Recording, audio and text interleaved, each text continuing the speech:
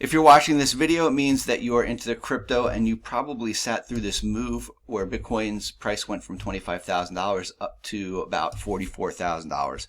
In my most recent update for subscribers to my newsletter, Crypto is Easy, I had some commentary about what that means emotionally, psychologically, looking at it through the eyes of this idea I have of 3 acts of a story.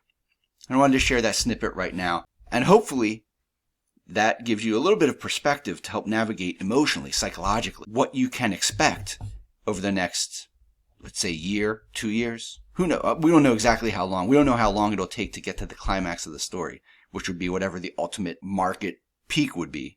100,000, $1 million, whatever it is.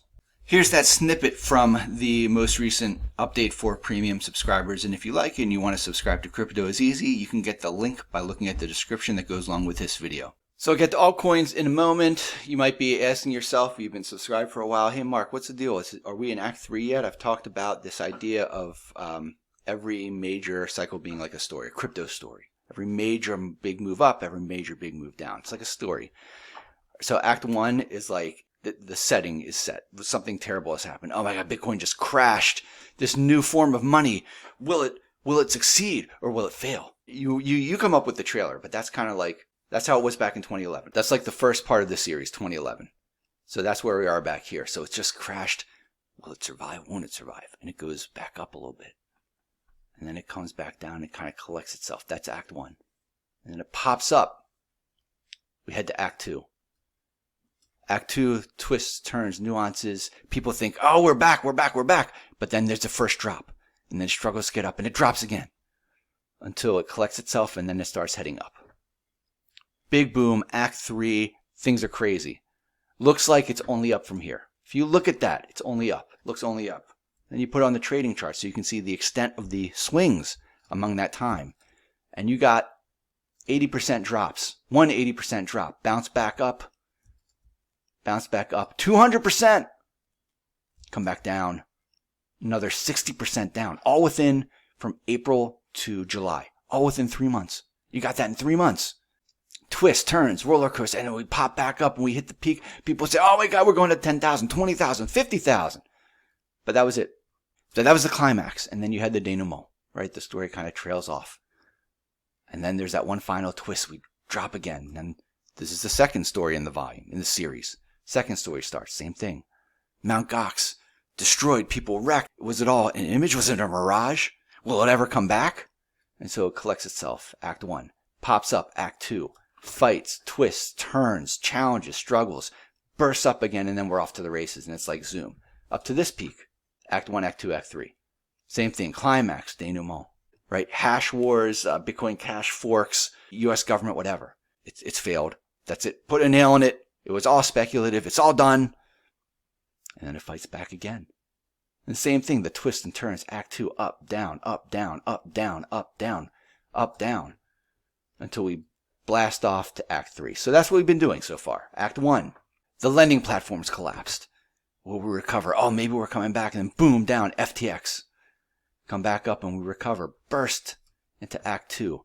I've talked about this a number of times. If you've been reading my monthly issues, talked about this in a few of them, and then occasionally in updates throughout the year.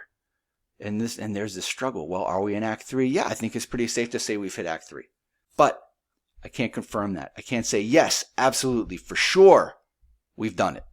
I draw this black line because that is from a market structure standpoint, also from a sentiment standpoint, also from some of the other things that we've seen. This was a clear shift, a clear break. But until we get a good crash, can't say for sure. Everything's playing out as expected, sideways for months until we get that big zoom that marks Act 3. The thing that I would like is there should be a plot twist, right? Act 2 should end with a plot twist that throws the audience off. For example, September 2022, DeFi summer ended. Some of these altcoins down 80, 90%. Some of these altcoins, household names now, down 80, 90% before they went on 10, 20, 50x above, beyond that, where they are now today. And people thought it was dead, but there were truckloads of money pouring in from family offices and investment managers. And then boom. The audience didn't know that. They just knew huge crash. We knew that. If you were subscribed, you knew that because I showed you that. But a lot of people didn't realize. 2016, right here, boom, big upshot, and then Ethereum failed. You know why we have Ethereum Classic? Because that's the failed Ethereum. What we have now is what the Ethereum community created in the wake of that failure. And then Bitfinex got hacked.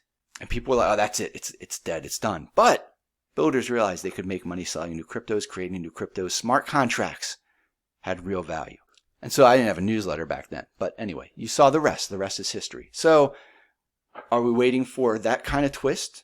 And if that happened, it might be something related to Justin Sun, Huobi, or Tron, or something like that. Maybe something related to Tether. Maybe the ETFs get denied. Maybe just natural volatility drops us back to $32,000, makes everybody worry, concern. I don't know. Maybe what happened with Binance and CZ, that was the twist.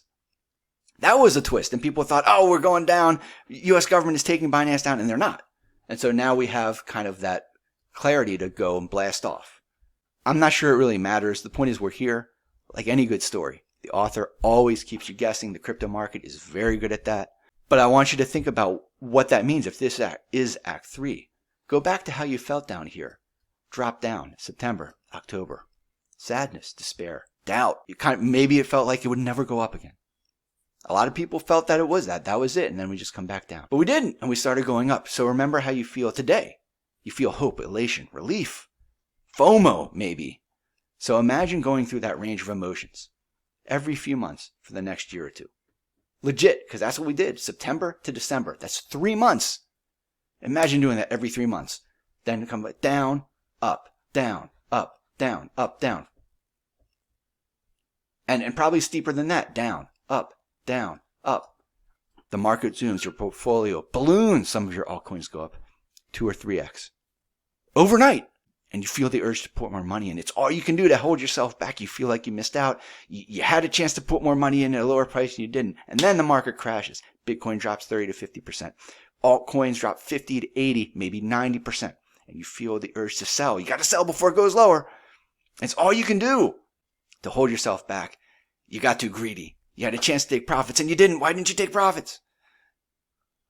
Prepare for that now. Understand how you're going to deal with that when the time comes. To steal a phrase from poker players, crypto is a lot of boredom punctuated by moments of terror and ecstasy. So prepare now. So I hope you enjoyed that update. If you're not subscribed to the Crypto is Easy newsletter, get the link in the description below. Relax and enjoy the ride.